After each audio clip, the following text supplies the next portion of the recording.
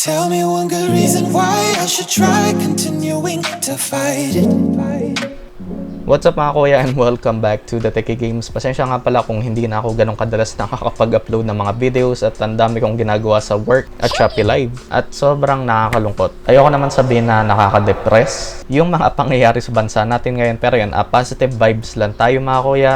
As much as possible, stay indoors, stay safe pa din, and stay healthy. What I mean by stay healthy is get some exercise and get some sun. Baka lang ma-misunderstand yung ibig sabihin ko ng stay healthy. So yeah, naisipan kong gawin tong video na to since na ang tagal. Napakatagal na sa akin na itong Rakk Kimat Xt.2, 3 years to be exact. 3 taon mga kuya. But yeah, here's the Rakk Kimat Xt.2 after 3 years. Also, I'll be showing you guys how I clean my Kimat Xt.2. So first off, if you guys haven't heard of the Rakk Kimat Xt.2, then there's reviews of this all over YouTube since this won't be a review of this. So starting off with wear and tear, so after 3 years of slight abuse na din galing sa akin, the only visible signs of wear are at the side metal rails, just some minor scuffs. And the UV coating at the bump or ridge at the J keycap is starting to peel off. Actually, baka tuluyan ko nang i-peel off to, pati na din sa F para pantay na. But aside from those, the keyboard almost looks brand new for the most part. The top aluminum plate and the plastic body hasn't shown any visible wear so far. Regarding the RGB LEDs, they're as bright as I can remember, and so far wala pa naman issues sa LEDs including the side LEDs.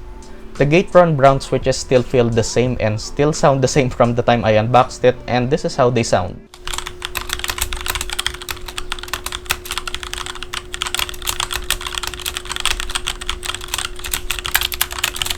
And of course, brown mechanical switches are my second favorite switches, just behind red switches. And lastly are the key inputs. Nope, no problems here either. All the keys register all the time whenever you type, and no issues of double or missed key presses. And yeah, in terms of recommending the Rakk Kimat Xt.2, even though this is a 3-year-old model from Rakk Gears, I can still easily recommend it. So originally, this was priced at $2,900 when it was released, if I remember correctly. Pero ngayon, $195 na lang siya sa Lazada sa ECPC. Pero sold out na. Pero available naman siya sa Shopee for $2,641, which is a bit pricey considering the other newer keyboards from Rakk Gears. But here are a few things you should take note if you are planning on buying this. There are 2 variants of this, the Gatron brown variant, which is the one that I have, and the Gatron blue, which I actually don't recommend buying because ever since I tried out other linear and tactile mechanical switches in the market, I don't recommend blues anymore since they're so loud. There are no dedicated macro keys, no additional functions like a volume wheel like with the Rakk Lam-ang. The mechanical switches are soldered or not swappable, and of course this is a full-size keyboard. So if you were looking for a more customizable, more compact mechanical keyboard with added functions, then I suggest going for the Rakk Lam-ang Pro or Lite, Rakk Elise or TechWare Phantom, which are all solid options for value mechanical keyboards. And yeah, that's gonna do it for this part of the video. How I clean my Kimat Xt.2. So ito na nga po tayo mga kuya. This is how I usually clean my Kimat Xt.2. So first up, ginagamit ko yung toothbrush ko sa ngipin pantanggal ng dust and other shits. Sprayan natin ng Hardex electronic contact cleaner. Once na natanggal na ang mga dust and dirt, tanggalin lahat ng keycaps at kailangan natin ng screwdriver, 1 Phillips head and 1 torque head para sa side metal rails ng Xt.2. Last up and completely optional is this miracle stain remover if you guys want to shine the metal parts of the Xt.2. And to the cleaning part na nga mga kuya. So basically gagamitin nyo yung toothbrush para i-brush and tanggalin yung mga dust and dirt sa keyboard until you're satisfied.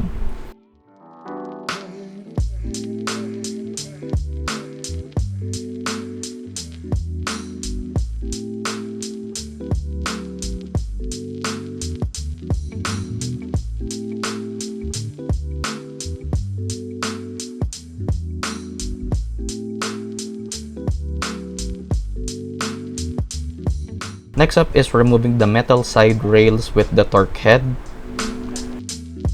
Slide those out.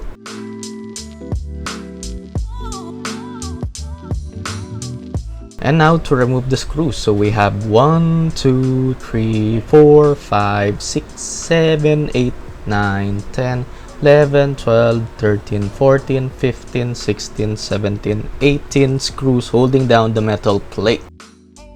So, tabi muna natin ang mga screws kung saan di siya mawawala. Hehe. Remove the metal top plate along with the side plastic where the LEDs pass through. Remove the main connector from the PCB. And clean the insides of the plastic body. Tanggalin at linisin din ang side plastics. So basically, pwede nyo na lang hipan para matanggal ang mga dust and dirt sa plastic body. Pero of course, if hindi kayo satisfied, then gamitan ng toothbrush. Then sprayan ng contact cleaner yung toothbrush, then i-brush ulit yung metal plate para ma-shine din it too. Then bigyan natin ng one final spray ang main PCB ng Xt2.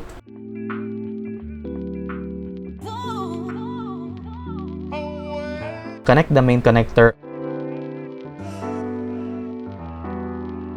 Of course, huwag kalimutang ibalik ang plastic layer. And side plastics, then place the top part onto the main body.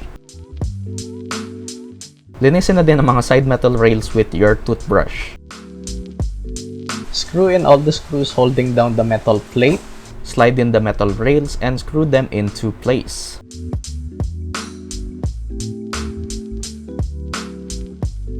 And then clean the keycaps. For me, I just brushed them, but you can optionally brush them with water to make them really squeaky clean. Then put back all the keycaps. Of course, take a picture of your keyboard beforehand if you're like me. Hehehe. And yeah, that's how I clean my Rakk Kimat Xt2 mga kuya. Very nice.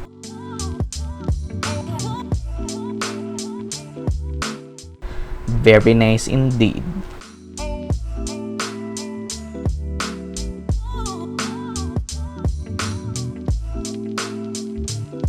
And yeah, hopefully guys enjoyed this video and found it helpful. Leave a like if you did, dislike if you feel like you have to. Consider subscribing and turn on notifications to be updated on my latest videos. As always mga kuya, bookmark and use my Lazada affiliate link pag bumibili kayo sa Lazada. Donate to my PayPal also to support the channel, like my Facebook page, and follow me on Twitter for updates and other stuff that I don't post on YouTube. Thanks for watching and I'll see you guys in the next one. Peace!